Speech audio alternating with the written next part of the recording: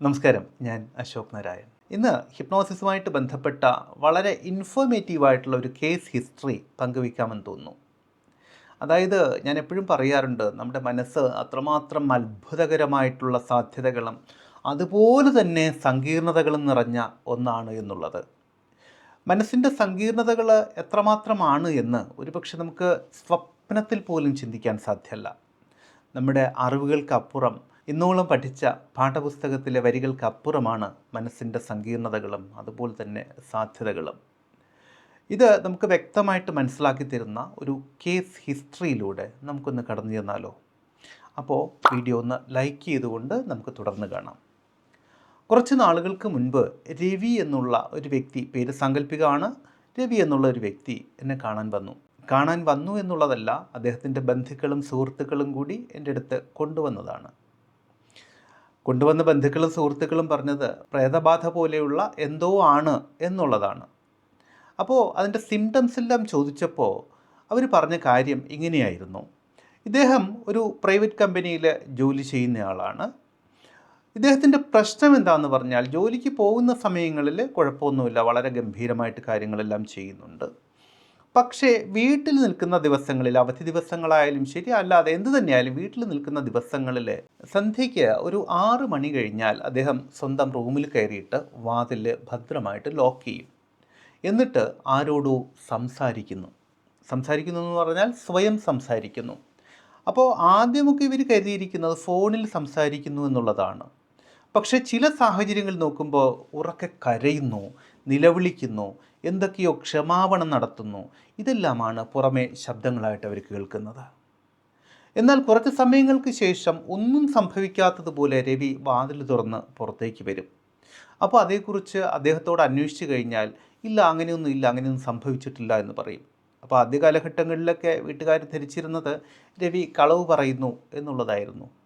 പക്ഷെ പിന്നീട് അവർക്ക് മനസ്സിലായി, രവി കളവ് പറയുന്നതല്ല, അദ്ദേഹം ഫോണിൽ സംസാരിക്കുന്നതുമല്ല എന്ന് വളരെ കൃത്യമായിട്ട് അവരവരുടെ നിരീക്ഷണങ്ങളിലൂടെ മനസ്സിലായി. അപ്പോൾ എന്താണ് ഇതിൻ്റെ കാരണമെന്നും അതിൻ്റെ പരിഹാരങ്ങളെന്നും അറിയാൻ വേണ്ടിയിട്ടുള്ള അന്വേഷണങ്ങളായി വീട്ടുകാരും ബന്ധുക്കളും. അതിനുവേണ്ടി പല വിധത്തിലുള്ള മാർഗങ്ങൾ നോക്കി. അപ്പോൾ സ്വാഭാവികമായിട്ടും നിങ്ങൾക്കറിയാം, പ്രേതബാധ പോലെയൊക്കെയുള്ള കാര്യങ്ങൾ പരിഹരിക്കാൻ സ്വാഭാവികമായിട്ടും മതപരമായിട്ടുള്ള അല്ലെങ്കിൽ വിശ്വാസപരമായിട്ടുള്ള കാര്യങ്ങളൊക്കെ ആയിരിക്കും എല്ലാവരും ആദ്യം നോക്കുന്നത്. രവിയുടെ കാര്യത്തിലും അതൊക്കെ തന്നെയായിരുന്നു ആദ്യം അവർ ശ്രമിച്ചിരുന്നത്. സ്വാഭാവികമായിട്ടും അവർ കണ്ട വ്യക്തികളെല്ലാം ഇതിനെ ശരിവയ്ക്കുന്ന വിധത്തിൽ ഒരു ആത്മാവിൻ്റെ സാന്നിധ്യമാണ്, അല്ലെങ്കിൽ ഒരു ഭൂതത്തിൻ്റെയോ പ്രേതത്തിൻ്റെയോ സാന്നിധ്യമാണ്, അതിൻ്റെ ചില പരിഹാരങ്ങൾ ചെയ്താൽ ഇതെല്ലാം മാറുമെന്നെല്ലാം പലരും പറഞ്ഞു. അതിനുവേണ്ടി ധാരാളം പണം അവർ ചെലവഴിക്കുകയും ചെയ്തു. പക്ഷേ രവിയുടെ സ്ഥിതി തുടർന്നു കൊണ്ടേയിരുന്നു. മാത്രമല്ല, പിന്നെ ഇതിൻ്റെ ഫ്രീക്വൻസി, ഇതിൻ്റെ ഇൻ്റർവെൽ ഇങ്ങനെ കൂടി വന്നു. ആദ്യമൊക്കെ മാസത്തിൽ ഒന്നായിരുന്നുവെങ്കിൽ, 1-2 പ്രാവശ്യമായിരുന്നുവെങ്കിൽ പിന്നീട് അത് കൂടുതലായി വന്നു. അപ്പോൾ അങ്ങനെ കൂടുതൽ അസ്വസ്ഥതകളിലേക്ക് പോകാൻ തുടങ്ങി, കൂടുതൽ സമയം ഈ വിധത്തിൽ സ്പെൻഡ് ചെയ്യാൻ തുടങ്ങി, കൂടുതൽ ഉച്ചത്തിൽ സംസാരിക്കാൻ തുടങ്ങി. ചില സമയങ്ങളിൽ വല്ലാത്ത സങ്കടപ്പെടാനും കരച്ചിലടക്കാൻ പറ്റാത്ത വിധത്തിൽ സംഭാഷണങ്ങളിൽ ഏർപ്പെടാനും തുടങ്ങി രവി.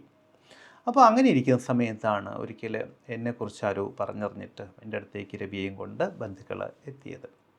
അപ്പോൾ കാര്യങ്ങളെല്ലാം കേട്ടിരുന്നു. അതിനുശേഷം രവിയോട് വളരെ സ്വകാര്യമായിട്ട് ഞാൻ ചോദിച്ചു, എൻ്റെ കൺസൾട്ടേഷൻ റൂമിലിരുത്തിയിട്ട് ഞാൻ ചോദിച്ചു, എന്താണ് ശരിക്കും സംഭവിക്കുന്നത്? അപ്പോൾ രവി വളരെ ഹൃദയം തുറന്ന് വളരെ നിഷ്കളങ്കനായിട്ട് തന്നെ എന്നോട് പറഞ്ഞു, എന്താണ് സംഭവിക്കുന്നത് എന്ന് എനിക്കറിയില്ല. ഈ കരയുന്നതും ബഹളമുണ്ടാക്കുന്നതൊന്നും ഒരല്പം പോലും ഞാൻ അറിയുന്നുമില്ല. പക്ഷേ ആ ഒരു അവസ്ഥയിൽ നിന്ന് പുറത്തേക്ക് വരുമ്പോൾ കുറച്ച് സമയത്തേക്ക് ഒരു ശൂന്യതയാണ്. ആ ശൂന്യത കഴിഞ്ഞ്, അതായത് എന്താണ് സംഭവിക്കുന്നതെന്ന് അറിയില്ല, എന്താണ് പറയുന്നതെന്ന് അറിയില്ല, ചെയ്യുന്നതെന്ന് അറിയില്ല. പെട്ടെന്ന് മുറിയിൽ കയറി വാതിലടയ്ക്കാൻ തോന്നും, വാതിലടയ്ക്കും. പിന്നെ കുറച്ച് സമയത്തേക്ക് ഓർമ്മയിലില്ല. പക്ഷേ എന്തൊക്കെയോ സംഭവിച്ചിട്ടുണ്ട് എന്ന് അദ്ദേഹത്തിന് മനസ്സിലാകുന്നുണ്ട്. കാരണം അതെല്ലാം കഴിഞ്ഞ് പുറത്തേക്ക് വരുമ്പോൾ കണ്ണുകളെല്ലാം കരഞ്ഞു കലങ്ങിയതുപോലെ ഇരിക്കുന്നുണ്ട്, മുഖഭാവം വളരെ മ്ലാനമായിരിക്കുന്നത് പോലെ തോന്നുന്നുണ്ട്. ഇതൊക്കെയാണ്. പക്ഷെ എന്താണ് സംഭവിക്കുന്നത് എന്ന് അല്പം പോലും മനസ്സിലാവുന്നില്ല. അതായത് അദ്ദേഹം പോലും അറിയാതെ സംഭവിക്കുന്ന എന്തൊക്കെയോ സാഹചര്യങ്ങളിലൂടെ, അവസ്ഥകളിലൂടെ, സംഭവങ്ങളിലൂടെയൊക്കെയാണ് ആ സമയത്ത് രവി കടന്നു പോകുന്നത്. അപ്പോൾ രവി ഞാൻ ഹിപ്നോസിസിന് വിധേയമാക്കി. രവി എന്തുകൊണ്ടോ വളരെ പെട്ടെന്ന് തന്നെ, എന്തുകൊണ്ടോ എന്ന് പറഞ്ഞാൽ എല്ലാ വ്യക്തികളും വളരെ പെട്ടെന്ന് അത്രമാത്രം വേഗത്തിൽ തന്നെ ഇത്രയും ആഴത്തിലുള്ള ഹിപ്നോസിസിന് വിധേയമായിക്കൊള്ളണമെന്നില്ല. പക്ഷേ രവി വളരെ പെട്ടെന്ന് തന്നെ വളരെ ആഴത്തിലുള്ള ഹിപ്നോസിസ് സ്റ്റേറ്റിലേക്ക് പോയി. എന്നിട്ട് അവിടെ രവിയുടെ ഉപബോധ മനസ്സ് എന്നോട് കാര്യങ്ങൾ വ്യക്തമാക്കാൻ തുടങ്ങി, സംസാരിക്കാൻ തുടങ്ങി. അവിടെ രവി പങ്കുവെച്ച അത്ഭുതകരമായിട്ടുള്ള ചില കാര്യങ്ങൾ, അതാണ് ഇവിടെ ഞാൻ നിങ്ങളോട് പറയാൻ ആഗ്രഹിക്കുന്നത്. അപ്പോൾ ഈ വിഷയം നിങ്ങൾക്ക് ഇഷ്ടമാകുന്നുണ്ടെങ്കിൽ ഒന്ന് ലൈക്ക് ചെയ്തുകൊണ്ട് ബാക്കി കണ്ടാലോ. രവി അവിടെ വെളിപ്പെടുത്തിയ, അല്ലെങ്കിൽ രവിയുടെ ഉപബോധ മനസ്സ് അവിടെ വെളിപ്പെടുത്തിയ കാര്യങ്ങൾ, രവിയുടെ കോളേജ് കാലഘട്ടത്തിൽ, അതായത് നല്ല ചോരത്തിളപ്പുള്ള ഒരു കാലഘട്ടമാണ്. രവി വളരെ മിടുക്കനായിരുന്നു, സമർത്ഥനായിരുന്നു, നല്ല എനർജറ്റിക് ആയിരുന്നു അത്രേ. അപ്പോൾ ഇവർ കുറച്ച് സുഹൃത്തുക്കളായിട്ട് ഒരു ബൈക്ക് റൈഡിന് പോവുകയാണ്.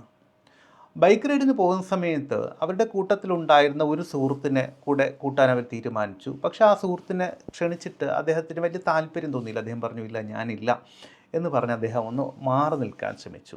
പക്ഷേ ഇവരെല്ലാവരും കൂടി നിർബന്ധിച്ചിട്ട് ആ സുഹൃത്തും അദ്ദേഹത്തിൻ്റെ ബൈക്കുമായിട്ട് ഇവരോടൊപ്പം പുറപ്പെട്ടു.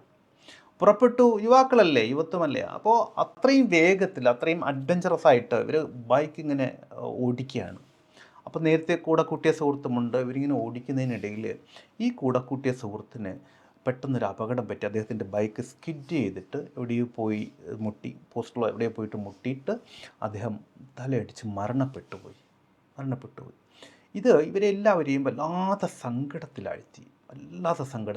മാത്രമല്ല, പേഴ്സണലി രവിയെ സംബന്ധിച്ചിടത്തോളം രവിയെ ഒരു കുറ്റബോധത്തിനും കൂടി അത് വിധേയമാക്കി. കാരണം രവി കൂടുതൽ നിർബന്ധിച്ചിട്ടായിരുന്നല്ലോ ആ സുഹൃത്ത് അവരുടെ കൂടെ ചേർന്നത്.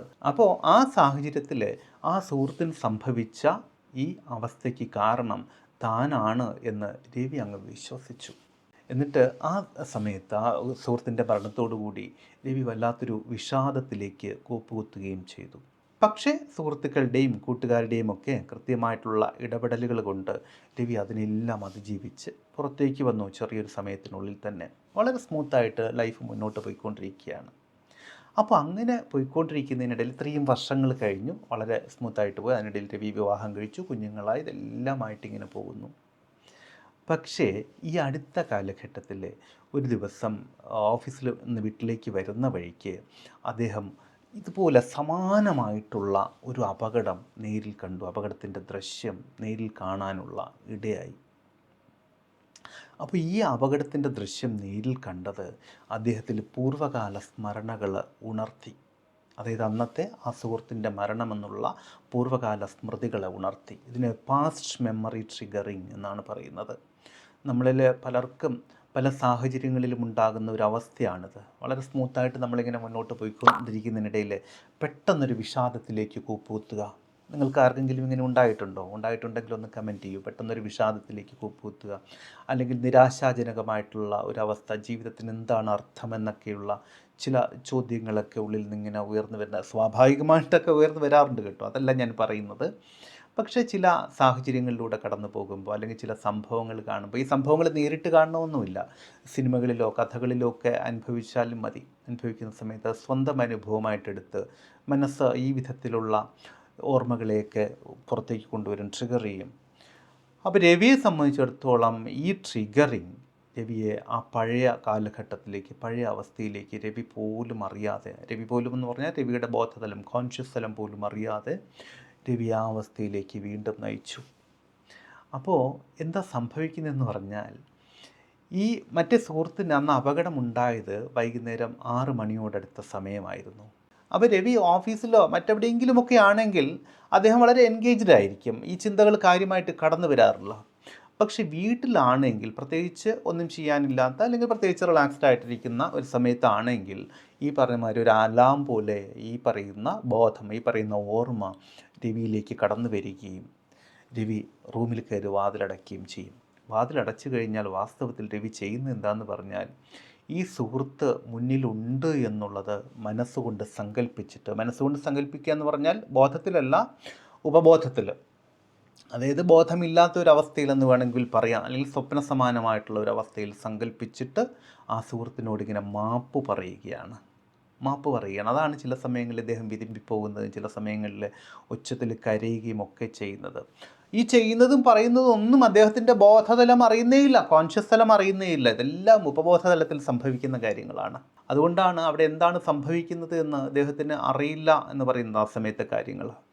അപ്പോൾ എന്തു തന്നെ ആയാലും ആ ഹിപ്നോട്ടിക് സ്റ്റേറ്റിൽ അതിന് ഉചിതമായിട്ടുള്ള ഡേറ്റകൾ അല്ലെങ്കിൽ വിവരങ്ങളെ അവിടെ കൊടുത്തുകൊണ്ട് രവിയുടെ കുറ്റബോധം ഇല്ലാതാക്കുകയും മനസ്സിൻ്റെ ഭാരങ്ങളെല്ലാം പൂർണ്ണമായിട്ടും അലിയിച്ച് കളയുകയും ഒക്കെ ചെയ്തു. വളരെ റിലാക്സ്ഡ് ആയിട്ടുള്ള വളരെ ഉന്മേഷകരമായിട്ടുള്ള ഒരവസ്ഥയിലായിരുന്നു രവി ആ ഹിപ്നോട്ടിക് ട്രാൻസിൽ നിന്ന് പുറത്തേക്ക് വന്നത്. എന്തു തന്നെ ആയാലും രവിക്കും അദ്ദേഹത്തിൻ്റെ വീട്ടുകാർക്കും സുഹൃത്തുക്കൾക്കുമെല്ലാം വളരെ സന്തോഷമായി. കാരണം അവരെല്ലാം ധരിച്ചിരുന്നത് രവിയിൽ എന്തോ പ്രേതബാധയാണ് എന്നുള്ളതാണ്. നോക്കൂ, ഒരു മാനസിക അവസ്ഥ അല്ലെങ്കിൽ മാനസിക അസ്വസ്ഥത ഒരു വ്യക്തിയെ എത്രമാത്രം വ്യത്യസ്തങ്ങളായിട്ടുള്ള സാഹചര്യങ്ങളിലേക്ക് നയിക്കുമെന്നും അത് എത്രമാത്രം തെറ്റിദ്ധാരണകൾക്ക് ഇടയാക്കുമെന്നും ഉള്ളതിന് വളരെ കൃത്യമായിട്ടുള്ള ഉദാഹരണമാണ് രവിയുടേത്. അപ്പോൾ നിങ്ങൾക്ക് ആർക്കെങ്കിലും ഈ വിധത്തിലുള്ള അസ്വസ്ഥതകൾ എപ്പോഴെങ്കിലും ഫീൽ ചെയ്തിട്ടുണ്ട് എങ്കിൽ അല്ലെങ്കിൽ ഇപ്പോൾ ഫീൽ ചെയ്യുന്നുണ്ട് എങ്കിൽ ഒന്ന് കമൻറ്റ് ചെയ്തേക്കൂ. മനസ്സിൻ്റെ ഈ വിധത്തിലുള്ള അസ്വസ്ഥതകൾ തീർച്ചയായിട്ടും നമുക്ക് പരിഹരിക്കാം. പിന്നെ ഒരു കാര്യം ഞാൻ എടുത്തു പറയുകയാണ്, എല്ലാ അസ്വസ്ഥതകളുടെയും പരിഹാരം ഹിപ്നോസിസ് അല്ല. പക്ഷേ എങ്കിൽ പോലും ഒത്തിരി കാര്യങ്ങൾ മനസ്സിനുണ്ടാകുന്ന ഒത്തിരി അസ്വസ്ഥതകളെ ഹിപ്നോസിസിലൂടെ നമുക്ക് വളരെ ലഘുവായിട്ട് തന്നെ വളരെ എളുപ്പത്തിൽ തന്നെ പരിഹരിക്കാൻ സാധിക്കും.